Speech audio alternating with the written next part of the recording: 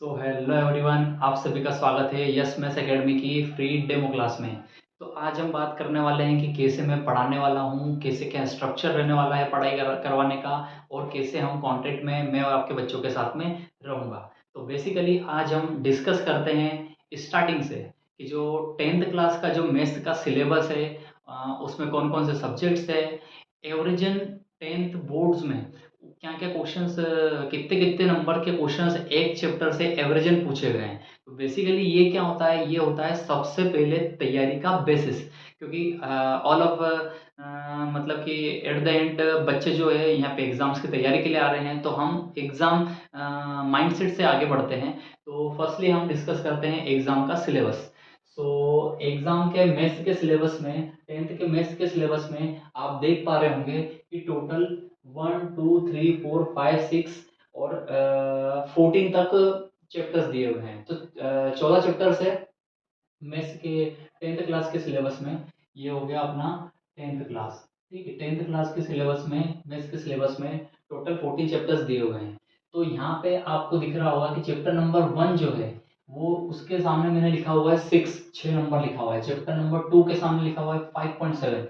तो बेसिकली ये नंबर्स मैंने क्या लिखे हुए हैं, तो मैंने प्रीवियस ईयर्स के 2022 से लगाकर 2026 तक के अभी तक के जितने भी पेपर्स है, सारे पेपर्स का एनालिसिस किया और एक एवरेजन निकाला कि हर एक चैप्टर में से कितने क्वेश्चंस एक ऑन एन एवरेज पूछे जा रहे हैं। अगर मैं एमपी बोर्ड की बात करूं, तो एमपी बोर्ड की अगर हम बात करें तो हमें पता है कि एमपी बोर्ड में जो 30 नंबर है, 30 नंबर बेसिकली जो है वो पूछे जा रहे हैं। 30 नंबर में कुछ एमसीक्यूज है, 6 नंबर के एमसीक्यूज रहते हैं।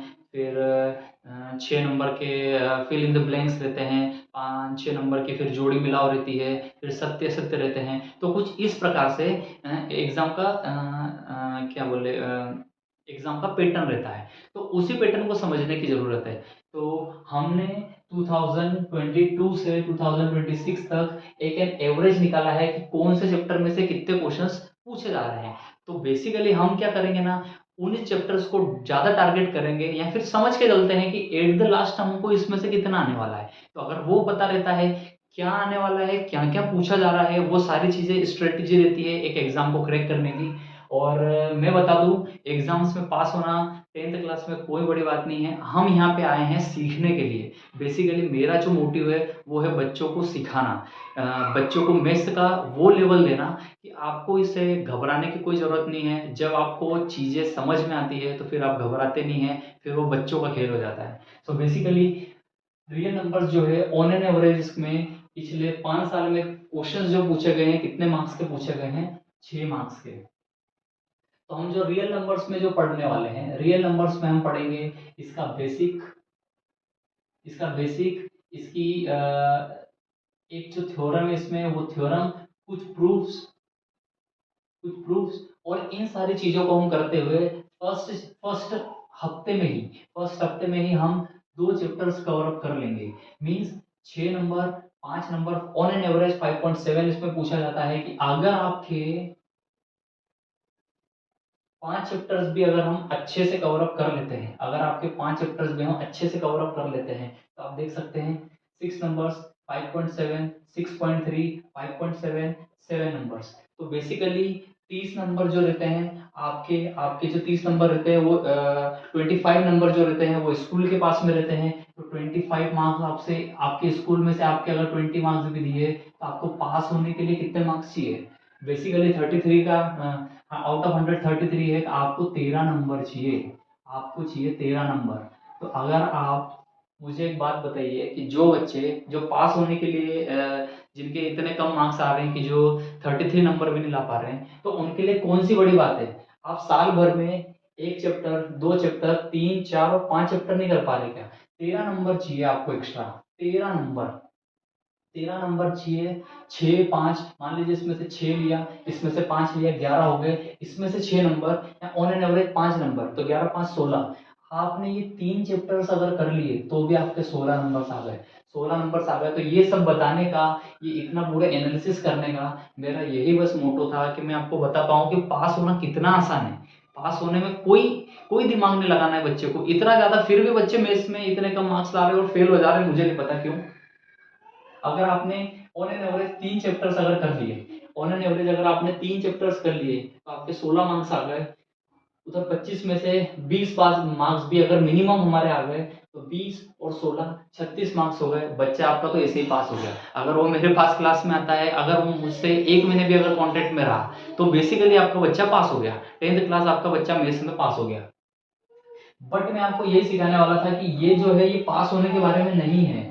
अगर हमको पता है कि इसमें से क्या पूछा जाता है, इसमें से क्या पूछा जाता है, तो ऑन एन एवरेज ये जो हमने मार्क्स निकाले हुए हैं, इन सबको हम स्ट्रेटेजिकली इस ऐसे ही गवर्नमेंट एग्जाम्स में और इन सारी चीज़ों में तैयारी की जाती है कि हम एक स्ट्रेटेजी बनाते हैं। पहले हम पढ़ते हैं कि कितने कितने किस किस सब्जेक्ट को या फिर किस किस चैप्टर को कितने मार्क्स अलॉट किए गए हैं, उन मार्क्स को हम समझते हैं। पूरे डेडिकेशन के साथ में हम पहले किसी भी एग्जाम को निकालने का सबसे बड़ा जो थंब रूल है, उस एग्जाम्स का पैटर्न समझना, मार्क्स के लोकेशन अलोकेशन समझना कि कौन कौन से चैप्टर में से कितने कितने नंबर्स के मार्क्स आते हैं, तो एग्जाम क्रैक हो जाता है। तो बेसिकली इस एग्जाम्स को मैं इसलिए मैंने ये बताया, इसमें से 6 नंबर आ रहे हैं, इसमें से 6 नंबर आ रहे हैं। अगर आपने सर्कल पढ़ लिया, अच्छे से सर्कल पढ़ लिया, तो एरियाज रिलेटेड टू सर्कल कोई बात नहीं, 6 6 12 नंबर, यहीं से 12 नंबर आपके पक्के हो गए।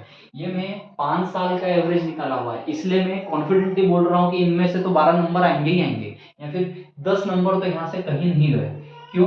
क्योंकि हम पिछले 5 साल के पेपरों का एनालिसिस और डाटा एनालिसिस यही होता है कि पिछले 5 सालों का या फिर जितने भी सालों से एग्जाम्स चली आ रही है, अगर हम उसका डाटा एनालिसिस कर लेते हैं, तो डाटा एनालिसिस कर लेते हैं तो फिर सारी चीज़ें आसान हो जाती है। तो ये मैथ्स सिलेबस बताने का मेरा यही मोटिव था डेमो क्लास में, कि पास होना बहुत ही आसान है, पास होना कोई भी बड़ा गेम नहीं है, पास होना बहुत ही छोटा गेम है। अब हम क्या बात करते हैं, अब हम बात करते हैं कि अब पास होने से ऊपर, पास होने से ऊपर क्यों? क्योंकि आपके बच्चों को चूंकि क्या है ना, छोटे छोटे कॉन्सेप्ट्स नहीं पता है, छोटे छोटे कैलकुलेशंस नहीं पता है, उनको अगर बड़ा नंबर दे दूं मैं, जैसे कि बड़ा नंबर दे दूं कि 13 मल्टीप्लाई बाई 29, तो उनको इस मल्टीप्लिकेशन को करने में ही उनको आधा घंटा लग जाएगा, या फिर मिनिमम मिनिमम 10 मिनट लग जाएंगे। बच्चे इस कैलकुलेशन को नहीं कर पाते। तो मेरा मुद्दा जो है वो ये है कि हम इन चीज़ों को स्ट्रॉन्ग बनाएं। बड़े मार्क्स लाना, ये सारी चीज़ें होना, ये सब दूर की बात है, लेकिन जो छोटे छोटे बच्चे हैं या फिर जो बच्चे ऐसे हैं कि जिनको इसमें भी दिक्कत आती है, जिनको ये नहीं पता है कि plus plus minus is equals to क्या, अगर ये प्लस माइनस क्या, minus minus is equals to क्या, जिनके बेसिक्स यही क्लियर नहीं है, तो उन बच्चों को तो बहुत ज़्यादा दिक्कत आने ही वाली है। तो हमारा जो फोकस रहेगा, मैं बिल्कुल इसी पेस में पढ़ाऊंगा, आसानी से पढ़ाऊंगा कि जो टैलेंटेड बच्चा है वो भी ग्रेप करेगा, जो जिसको कुछ नहीं पता, बिल्कुल जीरो से जो शुरू करना चाहता है वो मेरे साथ शुरू कर सकता है, क्योंकि मैं बैठा ही इसलिए हूँ। जिस बच्चे को भी जीरो से स्टार्ट करना है तो मैं हूँ आपके लिए। यस मैथ्स एकेडमी आपके लिए ही बना है। ठीक है। तो ये डेमो क्लास में ये हमने सिलेबस डिस्कस कर लिया। इसको आपको अगर नोट करना है बच्चों, तो बिल्कुल नोट कर लेना। ये मैंने पिछले 5 साल के सिलेबस का एक निचोड़ निकाला है। तो ठीक है, ये हमने देख लिया कि कैसा हमारा एक मार्क्स का पैटर्न रहने वाला है। सो दोस्तों, आइए हम स्टार्ट करते हैं हमारा सबसे पहला चैप्टर, जो है रियल नंबर्स। ठीक है, सारे बच्चे हेडिंग डाल लेंगे। Chapter number 1, that is real numbers. Real numbers को इस जैसा नाम सजेस्ट कर रहा है, रियल, रियल मतलब वास्तविक, नंबर मतलब संख्याएं। तो हिंदी में भी कोई बड़ा इशू नहीं है, इसको हम बोल देंगे वास्तविक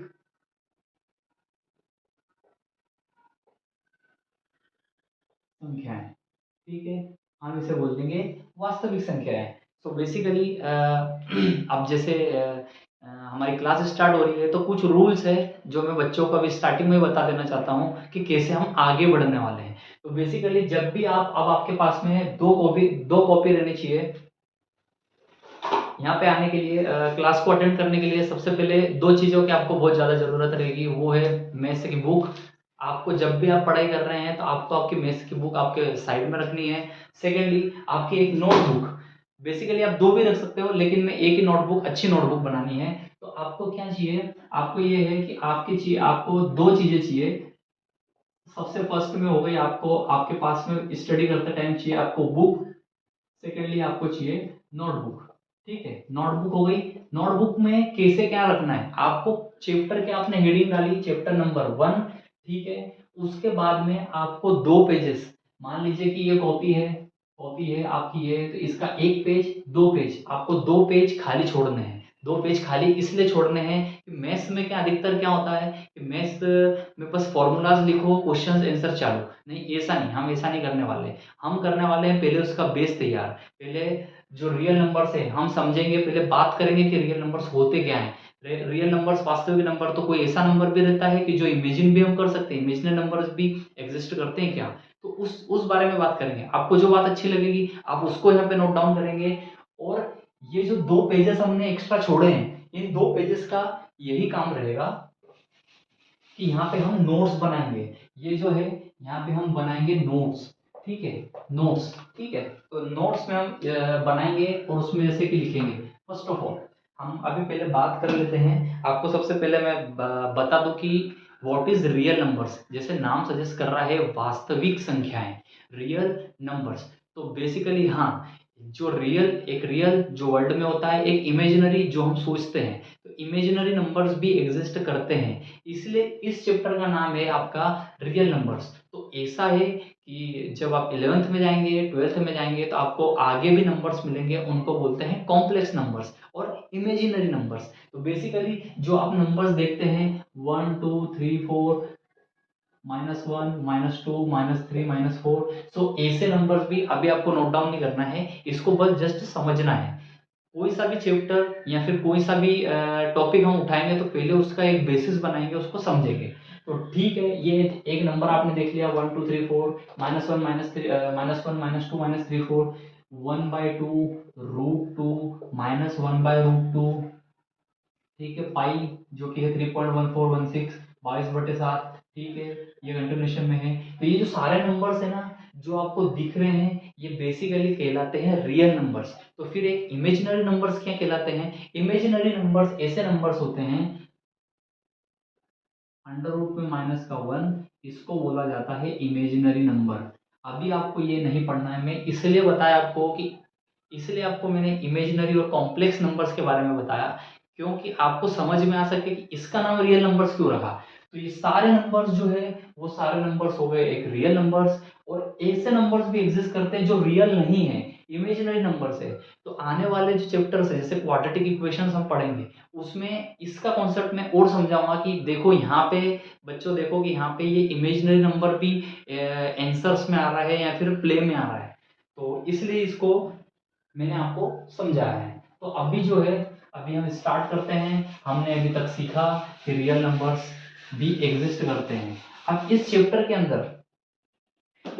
अंदर सबसे पहला जो है, हम जो नोट्स में डालेंगे, सबसे पहले हम नोट्स में डालेंगे सीखना है।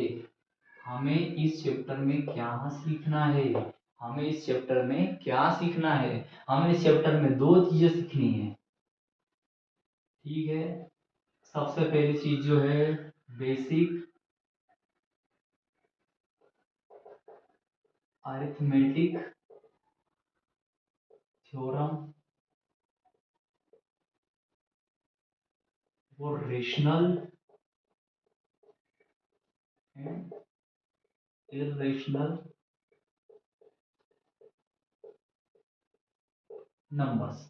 ठीक है, बेसिक अरिथमेटिक थ्योरम सीखनी है, रेशनल एंड इरेशनल नंबर सीखने हैं। तो हमने जैसे कि हेडिंग डाल ली, फर्स्ट ऑफ ऑल हमारे पास दो पेज है, उस दो पेजों को खाली रखना है। जैसे मैं बताते जाऊंगा वहां पे नोट डाउन करते जाना है। तो हमने पहले सबसे पहले लिखा सीखना है। हम यहाँ पे कोई प्रेशर कुकर की तरह घोट के पीने नहीं आए हैं, हम चीजों को सीखेंगे। 10 बार देखेंगे उन चीजों को, 10 बार सीखेंगे कि कैसे क्या ये वर्क कर रही है, और फिर हम आगे बढ़ेंगे। अगर नहीं समझ में आता है कोई बात नहीं, मैं हूं ही सही, आप मेरा लेक्चर देखोगे, लेक्चर में भी अगर नहीं समझ में आया मुझसे कांटेक्ट करोगे, हम फोन पे बात करेंगे, वीडियो कॉल पे बात करेंगे, चीजों को समझेंगे कि ये ऐसा क्यों है।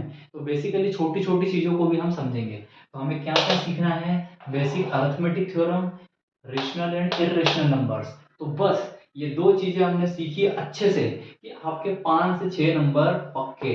ये मार्क्स का इसलिए बीच-बीच में बता रहा हूँ क्योंकि बच्चे जो है, बच्चों का जो पूरा दिमाग जो चलता है, वो मार्क्स को लेके चलता है कि भाई हमको कितने नंबर। तो भाई कुछ नहीं है, तुमने ये बस 2 चीज़ें सीखी, मैंने सिखाया, तुमने पढ़ी, नोट डाउन करी, अपने भेजे में उतारी, 5 से 6 नंबर तुम्हारे। ठीक है, अब हम आगे बढ़ते हैं, मार्क्स को हटा देते हैं। अब आप इसको नोट डाउन कर लेंगे कि हमें क्या-क्या सीखना है। सो क्या ए से ही हम स्टार्ट कर देंगे इस चैप्टर को या ए से ही बस जस्ट चालू कर दें बेसिक अरिथमेटिक थ्योरम? नहीं, हम ये चीज़ें नहीं करते। क्यों नहीं करते हैं? उसका भी एक कारण है। अब इन चीज़ों को सीखने में कुछ टर्म्स यूज़ होगी। टर्म्स यूज़ होगी, सबसे पहले जो टर्म यूज़ होगी वो हो जाएगी प्राइम नंबर। अभी नोट डाउन नहीं करना, ये हम चीज़ें सीख रहे हैं। तुम यहाँ पे सीखने आओ, कोई प्रेशर कुकर जैसे चीज़ों को डाल ली, सीटी मरवा दी और हो गया काम, ऐसा करने नहीं आया अपन। ठीक है, तो इसलिए हम सबसे पहले पढ़ेंगे प्राइम नंबर्स, क्या क्या यूज आने वाला है। को prime numbers,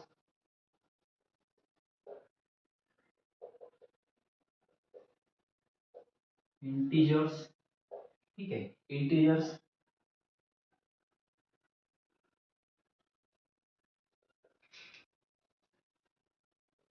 composite numbers,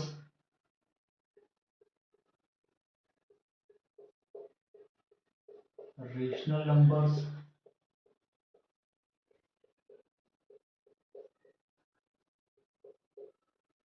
irrational numbers. So ये जो सारे नंबर्स हैं, ये सारे नंबर्स हम इस चैप्टर में हमें काम में आने वाले हैं। तो बेसिकली अब जिन जिन बच्चों में, जो बच्चे स्ट्रांग हैं, वो समझ जाएंगे प्राइम नंबर्स किनको बोलते हैं, को प्राइम किसको बोलते हैं, इंटीजर्स क्या होते हैं, कंपोजिट नंबर्स क्या होते हैं, रेशनल नंबर्स क्या होते हैं, इर्रेशनल नंबर्स क्या होते हैं। स्कूल्स में यही पढ़ाया जाता है। स्कूल्स में क्या है ना, स्टार्ट किया जाएगा बेसिक थ्योरम ऑफ अरिथमेटिक, ठीक है, fundamental theorem of arithmetic, rational irrational का प्रूफ्स। बाकी हम अपन ये नहीं करने वाले। अपन क्या करेंगे, सबसे पहले तुमको ये नंबर सीखना पड़ेंगे। अगर ये नंबर्स तुमको नहीं आते हैं तो तुम इसका बेसिक्स नहीं जानते हो। अगर तुम बेसिक्स नहीं जानते हो तो तुम पढ़ने कैसे लग जाओगे जब तुम, और तुम्हारे पास इतना तो दिमाग है नहीं, या फिर इतना तुम लगाना नहीं चाहते बच्चे कि मैं मोबाइल तो दिन भर चलाते ही हैं कि मैं रेशनल नंबर्स क्या होते हैं इसको सीख लूँ, इर्रेशनल नंबर्स क्या होते हैं इसको सीख लूँ। नहीं, वो नहीं सीखेंगे, मुझे पता है। कोई भी एक्स्ट्रा दिमाग लगा के, अपना मोबाइल फ़ोन निकाल के इन चीज़ों को नहीं सीखेगा। तो बेसिकली ये 2 चीज़ें आपने नोट डाउन करी, ये जो सारी चीज़ें हैं, हम इसको अब स्टार्ट करते हैं बिल्कुल बेसिक से। सो हम बिल्कुल बेसिक्स से स्टार्ट करते हैं। सबसे पहले हम क्या पढ़ेंगे कि नंबर्स क्या होते हैं। सबसे पहले हम पढ़ेंगे नंबर्स, उसी में तुमको बताऊंगा कि रियल नंबर्स क्या होते हैं, उसी में तुमको बता दूंगा कॉम्प्लेक्स नंबर्स क्या होते हैं। तो नंबर्स की जो है हम जो सीखेंगे उसमें सबसे पहले पहले नंबर्स आते हैं, वो है नेचुरल नेचुरल नंबर्स। बिल्कुल, हिंदी मीडियम वालों को भी कोई दिमाग नहीं ज़्यादा लगाना है। नेचुरल नंबर्स मतलब कि प्राकृतिक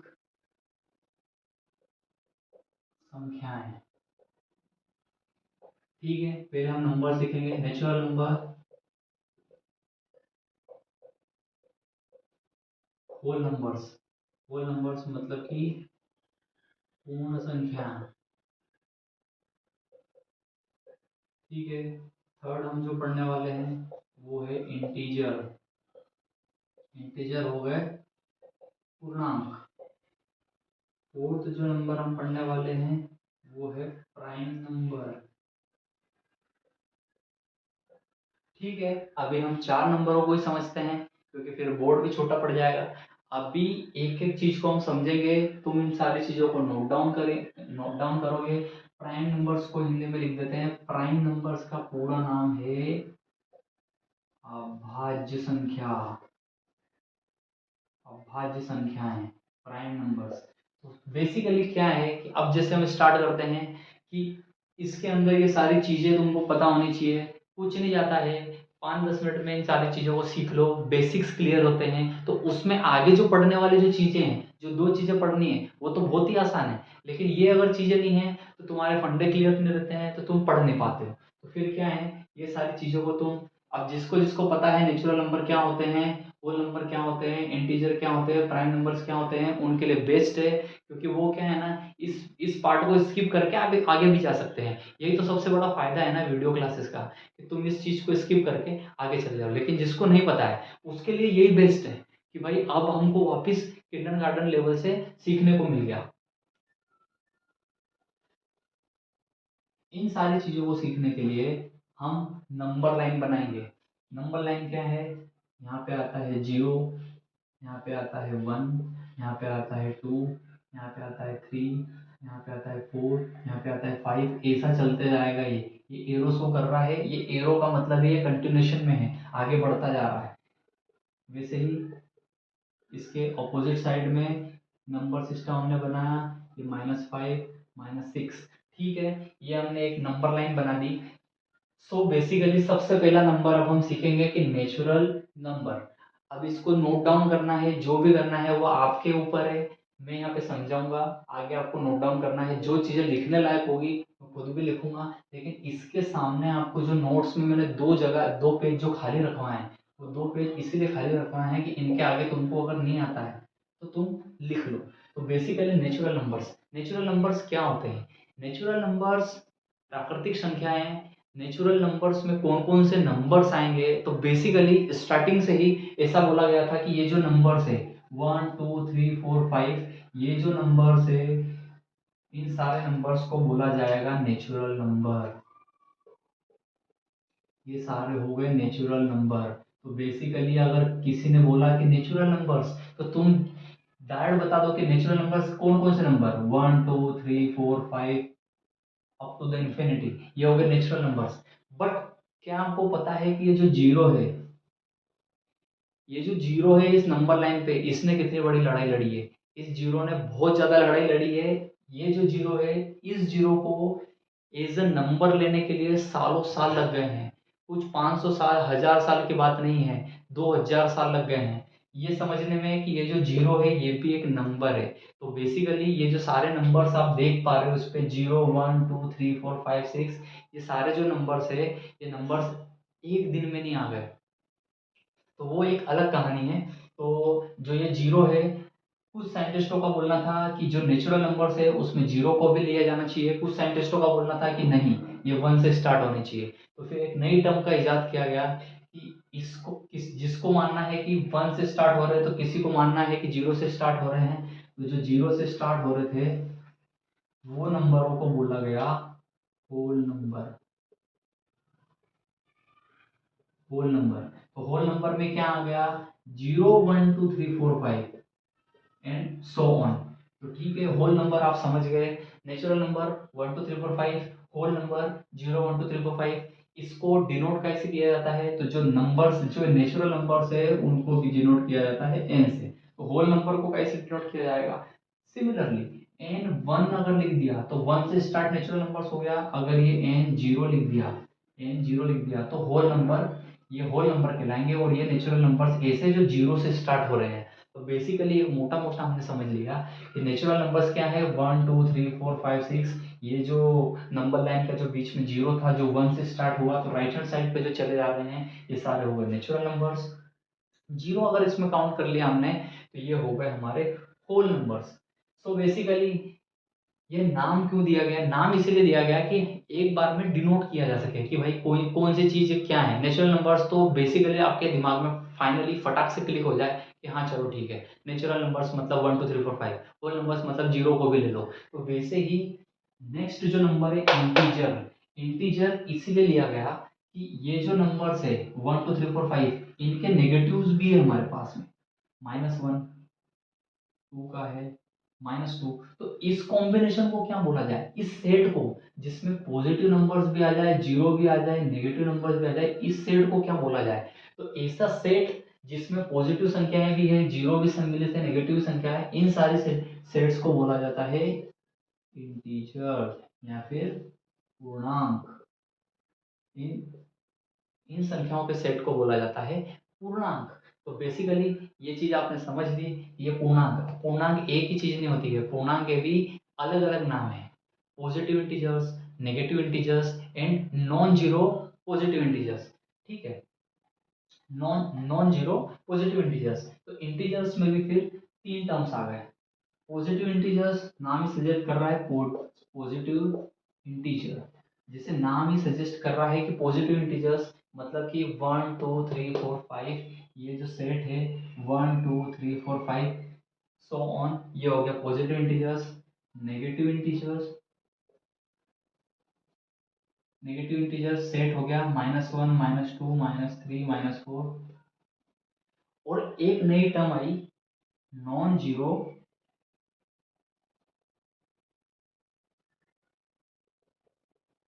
positive integer, sorry, non negative positive integers.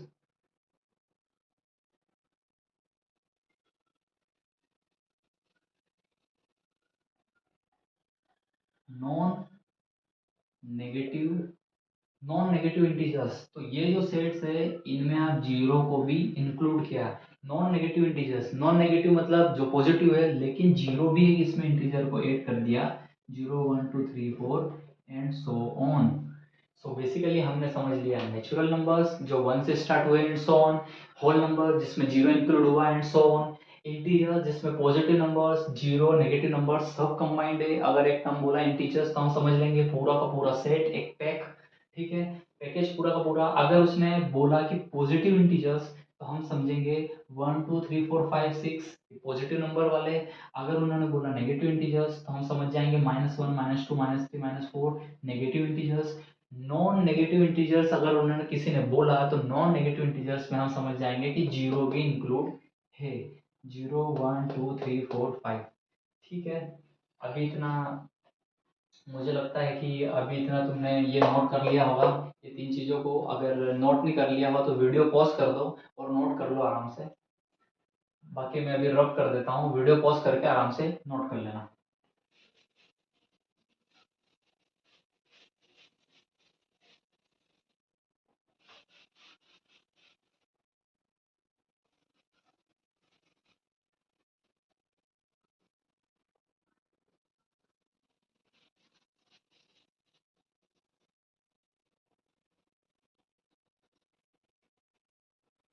तो यही फ़ायदा है ऑनलाइन क्लास का। घर बैठे, काउच पे बैठे हुए, पलंग पे बैठे हुए, खटिया पे बैठे हुए आराम से वीडियो देख रहे हैं, हाँ भाई ये क्या पढ़ा रहा है। तो यही सब फ़ायदा होता है ऑनलाइन क्लासेस का कि कहीं से भी बच्चा घर बैठे बैठे किसी भी टाइम पे पढ़ लेता है। जो मैंने मिटा दिया उसको वीडियो रिवर्स कर लो, उसको देख लो, सारी चीज़ें मिल जाती है और किसी भी टाइम मिल जाती है। तो ये सबसे अच्छा फ़ायदेमंद चीज़ रहती है। और फ़ायदे से बता दूँ कि मैंने भी जो एग्ज़ाम की तैयारी करी थी मैंने भी ऑनलाइन ही करी थी। मेरे पास भी स्टार्टिंग में मैं कोचिंग में मैंने करी है 2 से 3 गेट के लिए करी है, दूसरी चीज़ों के लिए। लेकिन क्या है कि उसमें टाइम कंज़्यूम बहुत ज़्यादा होता है। तो टाइम कंज़्यूमिंग ज़्यादा होने की वजह से क्या है ना, जा रहे हैं, आ रहे हैं, वहाँ पे डिस्ट्रैक्शंस भी बहुत सारे हैं, बच्चे भी परेशान करते हैं। तो ये सारी चीज़ों से अगर बचना रहता है तो मैंने क्या किया कि फिर मैंने भी घर ही यूट्यूब से सारी क्लासेस ली। प्रॉपर नोट्स बनाओ, आराम से बैठो, खाना टाइम पे खाओ। जो एक्स्ट्रा टाइम बच रहा है, जो जाने आने में टाइम बच रहा है कोचिंग, वो सारा चीज़ खत्म हो जाती है। तो फिर बिल्कुल आराम से फिर अपन बैठ के कोचिंग कर लो, सारे नोट्स ले लो तो ज़्यादा आसान हो जाता है।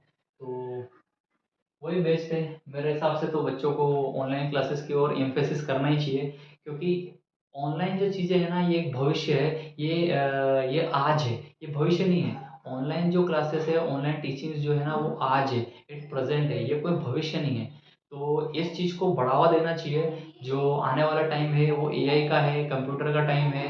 तो अपने बच्चों को अब इन सारी चीज़ों में एडवांस लेवल तक हमें ले जाना है, इन सब चीज़ों से रोकना नहीं है, इन चीज़ों का बेस्ट यूज़ करना सिखाना है। तो मेरा तो यही बोलना है कि ऑनलाइन क्लासेस को, मोबाइल फ़ोन्स को, इनको बेस्ट यूज़ करना सिखाओ, कंटेंट क्रिएशन करो। जो भी आप टाइम तो बेसिकली 3 खुद का अगर आप देखोगे टाइम पीरियड तो 3 से 4 घंटे तो हम टाइम पास कर ही रहे हैं मोबाइल पे। तो क्यों ना अच्छी चीज़ों में बच्चों को सिखाया जाए। तो नेक्स्ट नंबर है प्राइम नंबर। ठीक है, प्राइम नंबर है। प्राइम नंबर जैसे ही नाम भी इसका सजेस्ट कर रहा है, अभाज्य संख्या है। अभाज्य संख्या है मतलब कि जो किसी से डिवाइड नहीं होगी। हाँ, बेसिकली बेसिक संख्याओं के बारे में हम बात कर रहे हैं। अभाज्य संख्या है वो संख्या है जो किसी से भी डिवाइड नहीं होगी, बस दो चीजों से ही वो डिवाइड होगी। अभाज्य संख्याओं के प्राइम नंबर्स की डेफिनेशन ही यही है, इसकी डेफिनेशन ही यही है, only divisible, only divisible by one in itself. So prime numbers क्या हो गए, ऐसे नंबर जो खुद से और एक से ही डिवाइड हो सकते हैं, डिवाइड हो सकते हैं पूरे पूरे। नाम भी मतलब किसी भी डेफिनेशन में क्या है ना, तो कोई सी भी only divisible by one and itself, ऐसी ऐसी संख्याएं हिंदी में अगर लिखना हो कि जो खुद से और एक से ही पूरी पूरी भाज्य हो, मतलब कि भागित हो सकती है। तो बेसिकली हमने समझा कि ये होते हैं प्राइम नंबर्स। तो इस लाइन पे अब हम प्राइम नंबर्स और इनके बाद में हम पॉजिटिव नंबर्स की बात करेंगे, ठीक है, नेगेटिव नंबर्स की बात नहीं करते हैं। तो प्राइम नंबर्स में हम बात कर रहे हैं कि अब इस नंबर पे देखें, 0 1, तो डेफिनेशन में ही है कि only divisible by one and itself, तो हम वन को भी छोड़ देते हैं, 0 और 1 को हम छोड़ देते हैं, उसके आगे हम देखते हैं प्राइम नंबर्स। तो ठीक है, दो नंबर को हम समझते हैं। दो को अगर हम डिवाइड करने जाएं तो ये एक से डिवाइड हो जाएगा, दो डिवाइड बाय एक दो आ जाएगा, ये खुद दो से ही डिवाइड होगा। ऐसा कोई नंबर जैसे चार, चार को दो से डिवाइड करोगे तो क्या आएगा, ठीक है, 0.5 आएगा। तो बेसिकली वो जो है ना, ऐसा डिवीजन नहीं है। प्राइम नंबर्स की जो डेफिनेशन है उसमें एक से और खुद से डिवाइड होते हैं। तो हाँ, ये कंडीशन फुलफिल कर रहा है दो नंबर, ये खुद से और एक से ही डिवाइड होगा, ये किसी और नंबर से नहीं डिवाइड होगा। तो सो कभी कभार हमारा बेसिक्स ये भी क्लियर हुआ कि फर्स्ट ऐसा प्राइम नंबर कौन सा प्राइम नंबर है, जो फर्स्ट प्राइम नंबर कौन सा है, तो फर्स्ट प्राइम नंबर हो गया दो। नेक्स्ट नंबर पे चलते हैं तीन, तीन को डिवाइड करें तो तीन को एक से डिवाइड हो जाएगा बराबर, तीन तीन से डिवाइड हो जाएगा बराबर। तीन के अलावा वो किससे डिवाइड होगा, तीन के अलावा उसके कोई फैक्टर्स नहीं है, कोई गुणनखंड नहीं है। तो बेसिकली हम यहाँ पे यही चेक करते हैं कि इसके कोई फैक्टर्स तो नहीं है। तो दो के फैक्टर्स, दो दो से और एक से डिवाइड हो रहा है, तीन एक से और तीन से डिवाइड हो रहा है, तो तीन जो है वो भी एक प्राइम नंबर है। चार को समझते हैं, चार क्या है, चार को अगर आप देखो तो चार को अगर आप डिवाइड करोगे तो दो दुआ चार, दो एकम दो, तो चार को आप जो है बात करो एक से डिवाइड हो जाएगा, ये दो से डिवाइड हो जाएगा और चार से भी डिवाइड हो जाएगा। तो इसके जो गुणनखंड है या फिर इसके जो फैक्टर्स है, इसके फैक्टर्स खुद से और एक के अलावा दो भी है। तो बेसिकली ये जो नंबर है ये प्राइम नंबर नहीं है, ये प्राइम नंबर नहीं है। सीखने में आया, बेसिक क्लियर हुआ क्या प्राइम नंबर्स होते हैं क्या नहीं होते हैं। तो मैं लिस्ट बना दूं एक प्राइम नंबर्स की, दो तीन चार तो अपन ने देख लिया प्राइम नहीं है, पाँच छः जो है, छः दो और तीन से बन जाएगा तो छः छोड़ दिया, सात आठ जो है, चार और आठ से नौ बन जाएगा, 10 बन जाएगा, 11 12 भी डिविजिबल है, 13 14 भी डिविजिबल है, 15 भी डिविजिबल है, 16 भी डिविजिबल है, 17 ठीक है, 18 भी डिविजिबल है, 19 ठीक है, 19 के बाद में 20 डिविजिबल है, 21 डिविजिबल है, 22 डिविजिबल है, 23। तो ये जो सीरीज है ना एंड सो ऑन, तो ये जो है ये प्राइम नंबर्स का सेट हो गया। तो इसको हम बोल देंगे कि जो प्राइम नंबर्स अभाज्य संख्या है, नाम देखो हिंदी का क्या है यही अच्छा है। हिंदी में अगर तुम बोलते हो प्राइम नंबर को अभाज्य संख्या है, ऐसी संख्या है जो किसी और से भाज्य नहीं होगी, भाज्य नहीं होगी। तो दो तीन पाँच सात ये जो पूरा सेट बना ये हो गए प्राइम नंबर्स। तो बेसिकली अगर प्राइम नंबर्स ऐसा है जो वन और इटसेल्फ से ही डिवाइड होता है, तो कोई दूसरे नंबर भी एग्जिस्ट करते होंगे, जैसे कि हम देख रहे हैं अभी इस केस में चार, सबसे पहला नंबर चार, जो चार से भी डिवाइड हो रहा है, एक से भी डिवाइड हो रहा है और दो से भी डिवाइड हो रहा है। तो इन्हीं टर्म्स को हम नेक्स्ट लिख लेंगे कंपोजिट नंबर, ठीक है। तो ऐसे नंबर्स, कंपोजिट नंबर्स, ये जो सारी चीजें हैं सीखने लायक है, जिसको जो भी उतारना है या फिर नोट डाउन करना है। इसलिए मैंने दो पेज छुड़वाए थे स्टार्टिंग में, बोलने लगा कि नोट्स के लिए दो पेज, इसलिए क्योंकि वो बेसिस के रहेंगे, वो बेसिक क्लियर करने के रहेंगे, कुछ चीजें हम सीखेंगे। ये जो चीज़ें मैंने लिखी है अगर समझ में नहीं आ रही है तो रिवर्स करके देखो, समझ में आ गई है कुछ नोट डाउन करना है तो वीडियो को रोक लो। यही सब फायदे हैं, ये सब फायदों का इन सब चीज़ों का लाभ लो।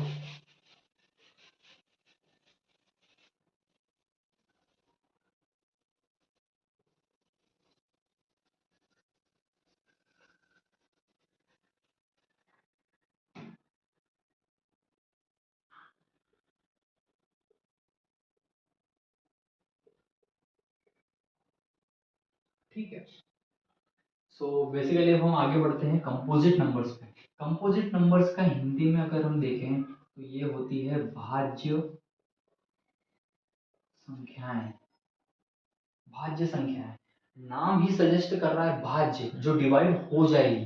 तो बेसिकली हमने सीखा कि जो खुद से, वन से, खुद से और बाद में डिवाइड हो, किसी और नंबर से डिवाइड हो, तो जीरो और वन को हम छोड़ देते हैं।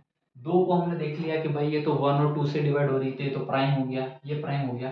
चार के ऊपर आते हैं, चार के ऊपर आए, चार के हमने फैक्टर्स लिए, दो दुआ चार, दो एकम दो, तो चार को हमने लिख दिया कि ये एक से भी डिवाइड है, चार से भी डिवाइड है और ये दो से भी डिवाइड है। तो ऐसे नंबर्स जिसके वन इटसेल्फ के अलावा, दो फैक्टर्स के अलावा ज़्यादा फैक्टर्स होते हैं, वो सारे हो जाते हैं कंपोजिट नंबर्स। तो बेसिकली कंपोजिट नंबर्स की डेफिनेशन हमने सीख ली।